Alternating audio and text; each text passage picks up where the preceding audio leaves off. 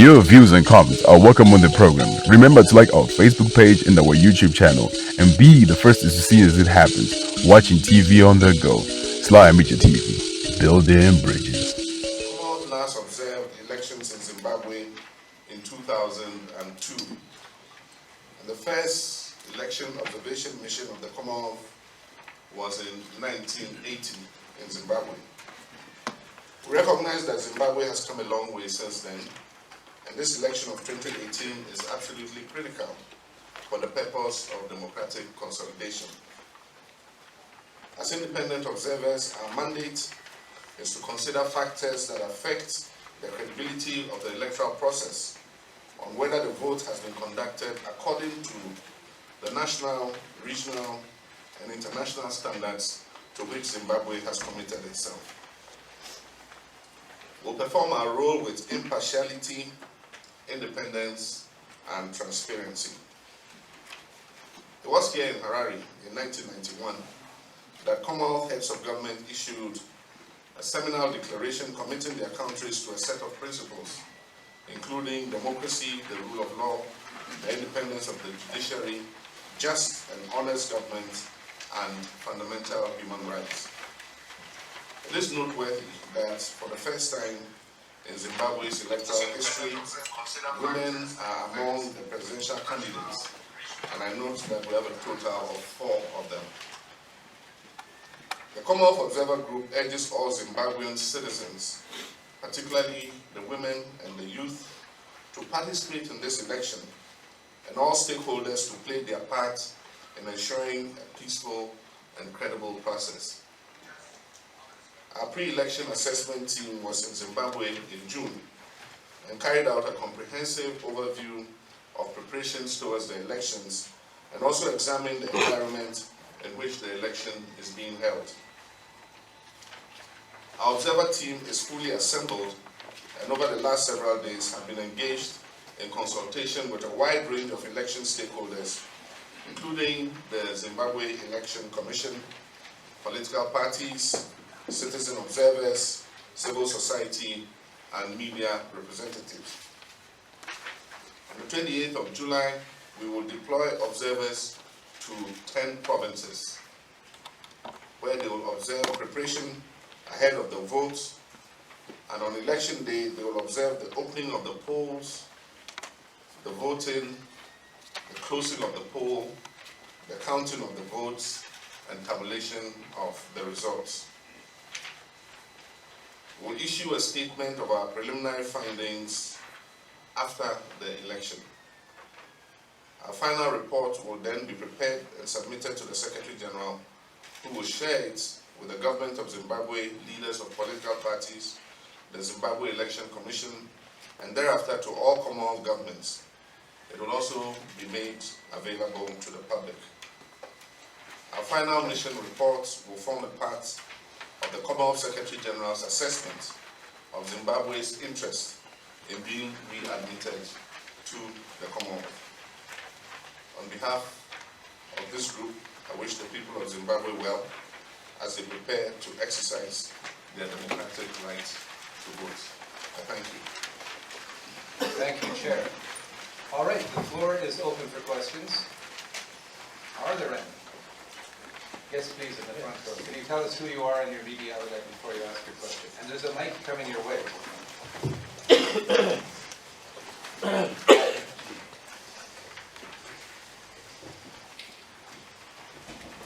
Okay, thank you very much. My name is Beniranda Langa from Newsday newspaper.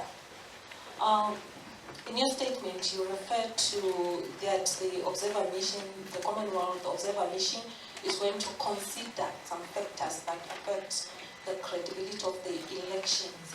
What are some of the factors? Can you expand on that? And then we also note that the Commonwealth normally observes elections in countries that are member states. But in this case, you were actually invited by government to come and observe. Is it not going to compromise in your findings? Thank you.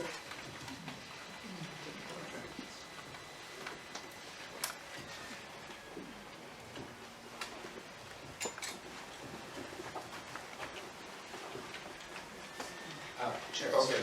Well, I thought we were going to take a couple now. All right. There are many factors that affect the credibility of an election, and the key essence is to create a level playing field and create an equal opportunity for anybody participating in an election to be able to win. Transparency, fairness are all factors that you consider. Access to the media, the voting process, how polling stations are laid out, how people have access to be able to cast their votes. These are all factors that we'll be looking out for. Indeed, there's a comprehensive list that we have that we look out for, and that will factor in the final report that we would present. The Commonwealth, as a rule of thumb, observes elections only in member countries. But you remember that Zimbabwe was a member of the Commonwealth before until it withdrew. And this mission is here at the special request of the government of Zimbabwe. A request was made to the Secretary General to fill the mission. And so, even though it's an exception, the Secretary General considered it appropriate to send this mission. And as I said, we're all aware that Zimbabwe seeks to rejoin the Commonwealth. And so, I guess that the success of this election will play a very key part in the assessment that is made to look at that request that Zimbabwe has made. Thank you. Next question, please. At the back. My name is John Kassim from Channel Africa, SABC. My question is about the time that you came into the country and the date that you are dispatching your observer team. Don't you think this is short?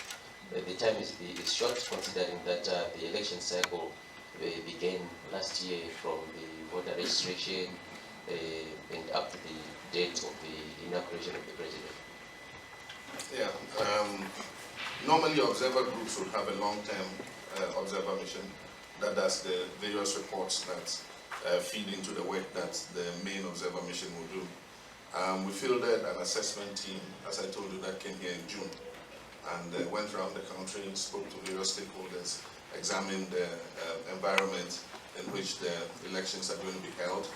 And we've looked at those reports. Those reports are comprehensive. They give us an overview of the political environment. They give us an overview of the media environment. We have cultural issues, so many gender issues, and we've all gone through those reports. Aside from that, we are validating the reports by speaking to the stakeholders. And we've held meetings with political parties. We're going to continue to meet with all the other political parties. We're meeting civil society organizations. And so this will all feed back into the reports that we've had. And I believe that it creates a fair platform for us to be able to hold a very successful mission here in Zimbabwe. Thanks. Next question.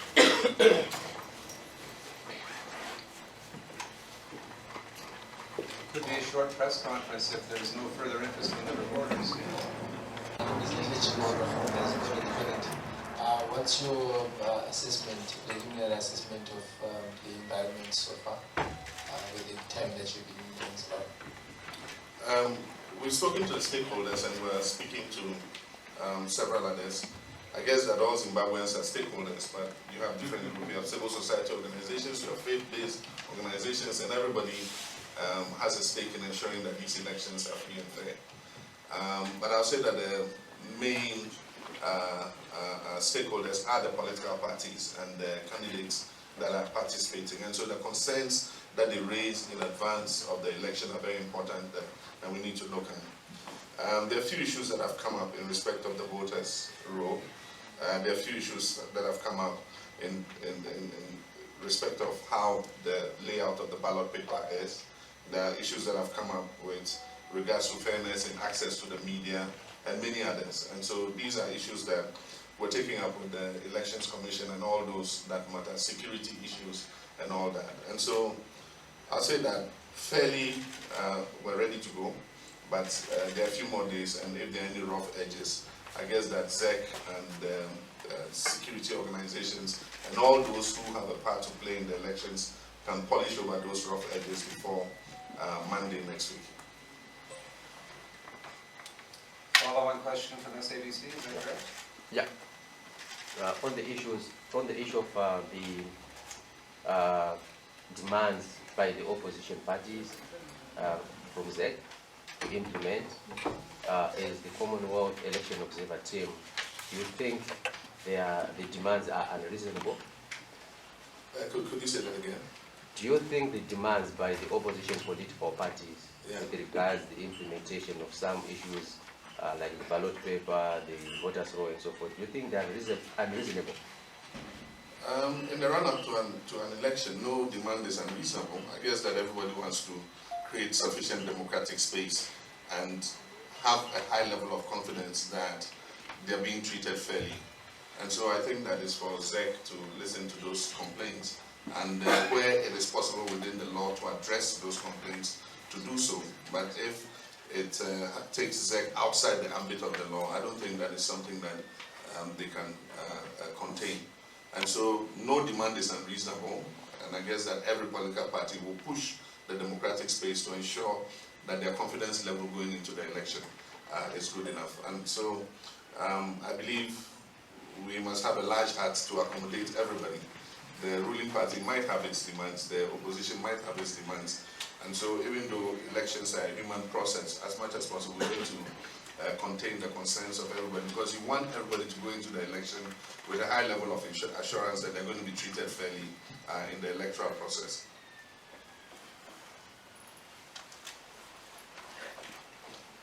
Just to say that on your seats you'll have a press release about this press statement and the full statement that Chairman Mahama read to you. The names and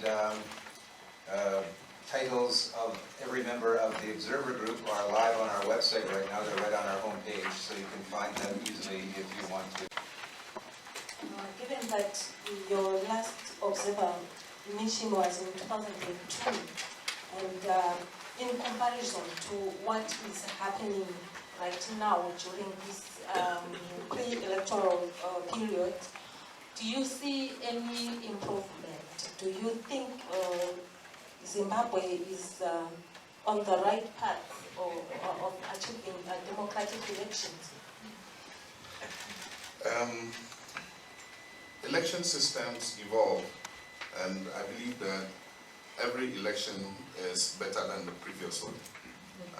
Even in my own experience in Ghana, every election has seen an improvement in the electoral process. So certainly, I mean, from 2002 to date, I mean, it must be a vast improvement on what it was in 2002. So yes, there have been improvements. The political space is much broader than it was at that time.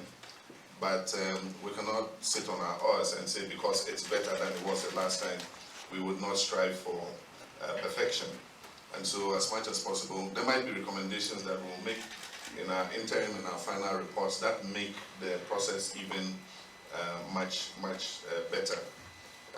We were discussing with the Elections Commission yesterday, and for instance, it's the prerogative of the Elections Commission to print the ballot papers. Everywhere in the world is the Elections Commission that has the sole right to print the ballot papers.